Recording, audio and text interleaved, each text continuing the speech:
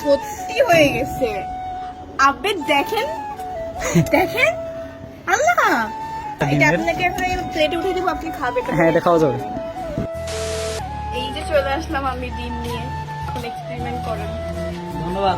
Already এখানে স্টিলের বেঞ্চটা গরম, এর ভিতরে আমরা ফ্রাই প্যানটা 20 মিনিট রেখে দেবো তেলে। আর লাগে ডিম ভাজতে কতটুকু তেল লাগে, এতটুকুনি হবে। এতটুকুতে হবে, সমস্যা নেই। 20 মিনিট দেখি রাখার পর তেলটা গরম হলে 20 মিনিট পর ডিম ছাড়বো। অলরেডি দেখতে পাচ্ছেন এখানে 1:12 বাজে, 20 মিনিট পর আমরা দেখাবো।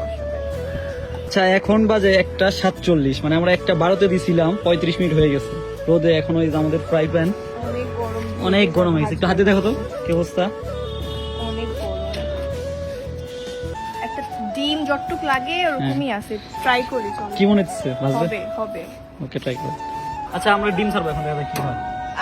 Super excited. ধরো ধরো, ক্যামেরার দিকে ধরো, এদিকে হচ্ছে তো,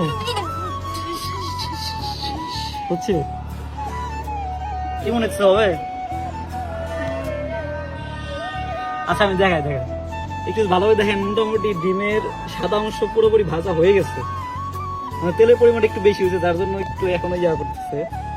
একটু 40 ডিগ্রি তাপমাত্রাতে তুমি এর সাথে বেশি পাবা না, আসলেই ভাজা হয়েছে, কিন্তু সময় টিভির মতো হয় না। এই দেখছেন অবস্থা ডিমের। সত্যি হয়ে গেছে।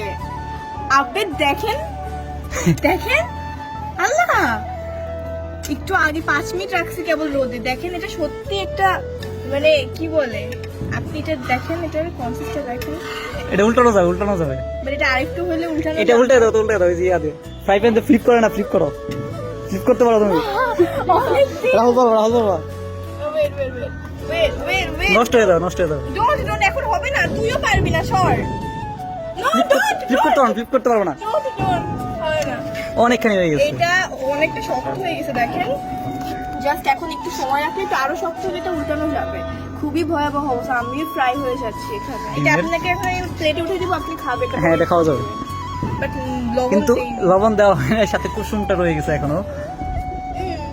শিট, উল্টানো যাইতেছে।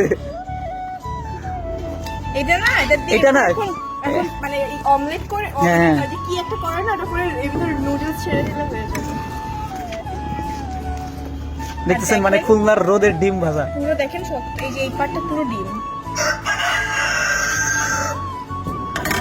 আমি ডিম ভাজায় খুবই মানে অভিজ্ঞতা কম আমার এই বিষয়ে, কেউ কিছু বাজে কমেন্ট করেন না। কিন্তু ভাই একটা কথাই বলতে চাই, এই রোদ আল্লাহর কাছে দোয়া করে যাতে কাল বৈশাখী ঝড়টা আমাদের দিয়ে দেয়, আমরা যদি শান্তিতে থাকতে পারি। খুলনাবাসী অনেক কষ্টে আছে।